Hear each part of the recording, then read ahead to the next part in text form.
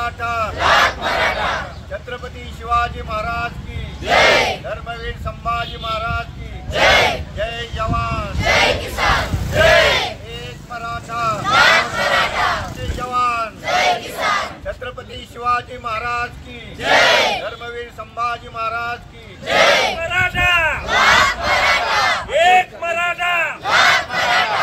अंतरावली सराटी येथे मनोज पाटील जरांगेंनी जे मराठा आरक्षणासाठी आंदोलन उभं केलेलं आहे ते आंदोलन आज राज्यामध्ये नाही तर देशामध्ये पेटायची भीती वाटते।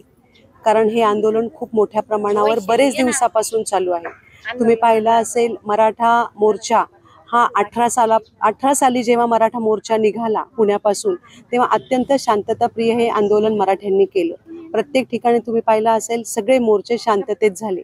आम्ही सुद्धा वडगाव रासाईपासून तहसील कचेरीपर्यंत 1 मे 2018ला एक मोर्चा काढला। त्याच्यात सुद्धा सगळे बांधव सगळ्या जाती धर्माचे लोक सगळेजण एकोप्याने येऊन तो मोर्चा आपण चांगल्या प्रकारे तिथे यशस्वी केला। परंतु हे करत असताना सरकारला वाटले हे कुठेतरी थांबेल, परंतु हे न थांबता सरकारच्या नाकर्तेपणामुळे आज जरांगे पाटलांवरती ही वेळ आलेली आहे। आज दिवसेंदिवस जरांगे पाटलांची प्रकृती खालावत चाललेली आहे। आम्हाला सगळ्यांना त्यांच्या संसाराची, त्यांच्या पत्नीची, त्यांच्या मुलांची काळजी लागून राहिलेली आहे की उद्या जर जरांगे पाटलांना काही झालं तर याला जबाबदार सर्वस्वी सरकार राहील। आज आपण पाहिलं असेल प्रत्येक ठिकाणी युवक रस्त्यावर उतरलेला आहे। प्रत्येक ठिकाणी गावागावात पाटलांना पाठिंबा देण्यासाठी मोठ्या प्रमाणावर आंदोलनं होत आहेत, उपोषणं होत आहेत। त्याचाच हा छोटासा भाग म्हणून आज आम्ही वडगावमध्ये 3 दिवसाचं अन्नत्याग उपोषण करत आहोत। जरी मी आमदाराची पत्नी असले तरी सुद्धा राजकारण विरहित हे आंदोलन होत आहे। आम्ही आमदारांना सुद्धा सांगितलं आहे की जोपर्यंत आमचं उपोषण चालू आहे तोपर्यंत तुम्ही सुद्धा आम्हाला इथे येऊन भेटायचं नाही किंवा कुठल्याही राजकीय पुढाऱ्यांनी इथे यायचं नाही। ही गावबंदी केलेली आहे।